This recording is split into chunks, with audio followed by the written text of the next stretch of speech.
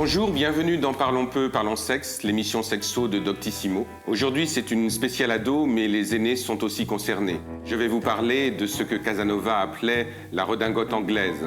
Bien entendu, il s'agit du préservatif, qui est à l'heure actuelle vendu à plus de 10 milliards d'exemplaires chaque année dans le monde.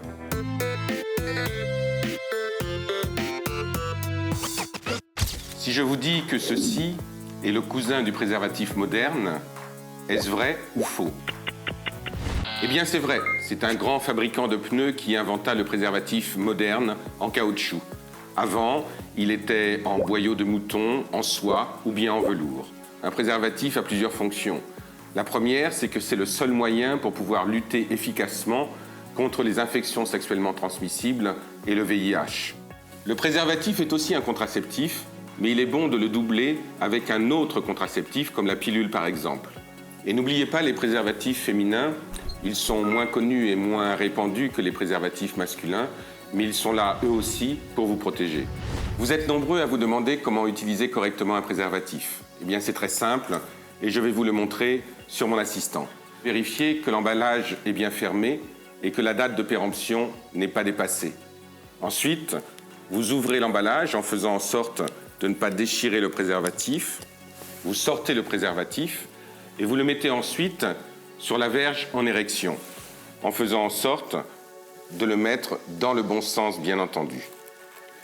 Une fois que le préservatif est posé sur la verge, vous appuyez sur le petit réservoir au bout, en continuant à tirer, de façon à ce que le préservatif soit bien posé à la base de la verge. Cela permet à ce qu'il n'y ait pas d'air qui rentre dans le préservatif. Évidemment, je vous rappelle qu'on change de préservatif à chaque relation sexuelle. Mais attention, tous les préservatifs qui se présentent comme étant fun, avec tout un tas de goûts différents, doivent être accompagnés de la norme NF. C'est la norme qui vous garantit que ce préservatif est parfaitement lubrifié et parfaitement utilisable. Le préservatif s'utilise également pendant les règles et pendant la fellation, puisque aussi bien pendant les règles que pendant la fellation, le préservatif continue à être la meilleure précaution qui existe contre les infections sexuellement transmissibles et le VIH. Je vous ai parlé tout à l'heure du préservatif féminin.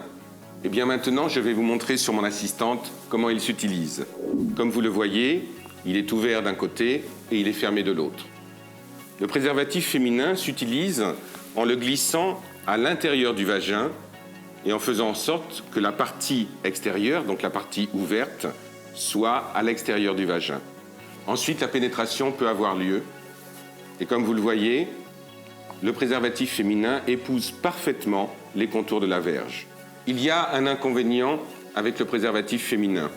C'est qu'il peut, au cours de son utilisation, rentrer à l'intérieur du vagin. Et à ce moment-là, il ne protège plus contre les infections sexuellement transmissibles. Donc soyez extrêmement vigilants lorsque vous l'utilisez. L'offre concernant les préservatifs s'est diversifiée ces dernières années. Nervurés, parfumés, personnalisés ou bien fluo. Et si vous êtes allergique au latex, il y a même des préservatifs sans latex. Mais le mode d'emploi, dans tous les cas, reste le même. Et surtout, n'imitez pas cette jeune fille.